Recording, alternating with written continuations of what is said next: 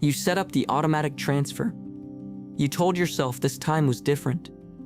And then, somewhere between the first deposit and the third week, something shifted and the money moved back. Not because of an emergency, not really. So what actually happened? The standard explanation is clean and punishing. You lack discipline. You don't want it badly enough. You need a better system, a 50-30-20 budget, an app that rounds up your spare change, a goal written on a sticky note above your desk. The self-help industry has built an entire architecture around this idea that saving is a skill, and if you're not doing it, you haven't learned the skill yet. This framing is genuinely useful for some people. Structural interventions, automatic transfers, spending trackers, even just naming a savings account after a goal do produce measurable changes in behavior.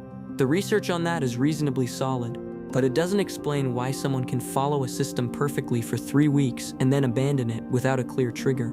It doesn't explain why the person who meticulously tracked every coffee purchase in January somehow can't open the budgeting app by March. It doesn't explain the pattern most people recognize in themselves. Not ignorance, not chaos, but something that feels almost like a flinch. The willpower model treats the problem as a deficit, something missing that needs to be added. But there's a different possibility. What if the behavior isn't a failure of a system that should be working? What if it's the output of a system that is working exactly as designed? There's a branch of behavioral neuroscience that studies something called delay discounting. The core finding is straightforward. Humans systematically value things less as they become more distant in time. A reward available now is worth more to the brain than the same reward available later. Not just emotionally, but computationally. The brain actually processes future value as smaller. This is not irrationality in any simple sense. It's a deeply embedded feature of how reward systems are calibrated. Here's where it gets interesting. Researchers typically measure delay discounting with a laboratory task. Would you prefer $50 today or $100 in 30 days? And the degree to which someone chooses the immediate smaller reward is used as a proxy for impulsivity, a stable trait that appears across addiction research, eating disorders, and mood disorders. But that task has a hidden assumption baked into it. It presents the choice as clean and abstract. Both options are certain. There's no social context, no history of broken promises, no ambient uncertainty about whether the future reward will actually arrive. Real financial decisions don't look like that. When someone decides not to save this month, they are not choosing between two equally reliable options. They are choosing between something concrete, the money in their hand, the thing they could buy with it today, and something genuinely uncertain, a future version of themselves, living in circumstances they cannot fully predict, receiving a benefit they may not be alive to use. The flinch isn't irrational. It's the brain applying its best available model of uncertainty. And in a world where the future is genuinely unreliable, that model has often been correct. The delay discounting literature is extensive, and what it actually shows is more nuanced than the popular version. A 2024 study in the addictive behaviors literature found that lower delay discounting, meaning a greater willingness to wait for larger future rewards, predicted better outcomes in smoking cessation. The link between impulsivity and the inability to defer gratification held up in that context. That finding is consistent with what we'd expect.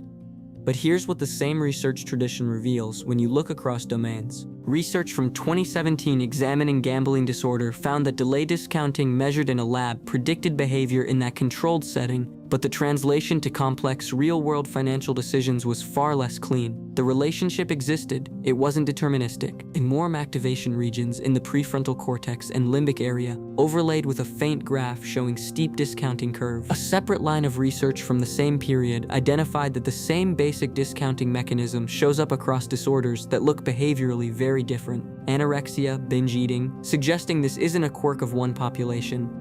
It's a feature of how the reward system is structured across people.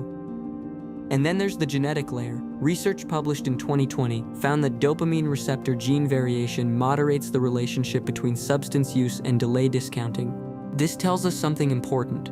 The baseline steepness of your discounting curve is partially set by biology. It's not a character flaw, it's a parameter. More recently, work published in 2025 found that the discounting effect is not even uniform across reward sizes. People discount small rewards differently than large ones, and this asymmetry tracks with mood states, including risk for mania and depression. The same person, in different emotional conditions, may have a meaningfully different future discount rate. None of this proves that willpower is irrelevant. It doesn't. But it suggests the standard model is missing something structural. There's one more piece worth naming carefully.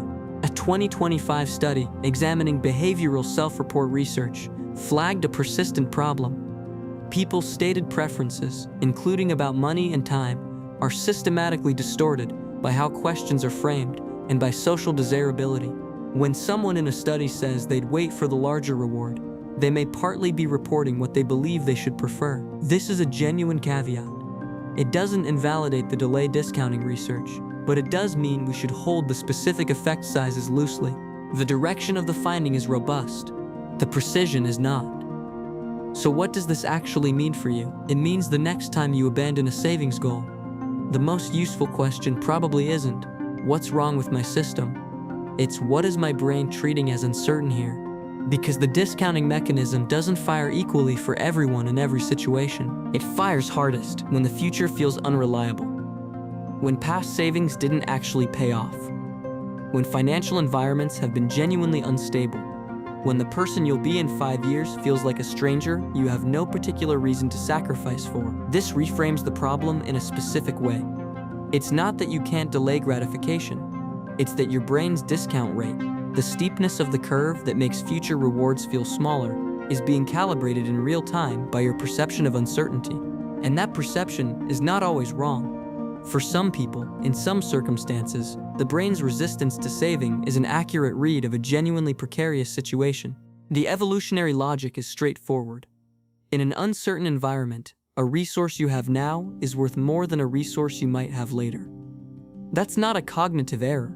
That's 200,000 years of hardware making a reasonable inference about the environment it thinks it's in. The engineer's version of this insight is blunter. The system is not broken. The environment is misaligned with the system. Automatic savings transfers work partly because they remove the moment-to-moment discounting decision from the equation. Not by improving willpower, but by changing what the brain is being asked to compute. That's a different kind of intervention than trying harder.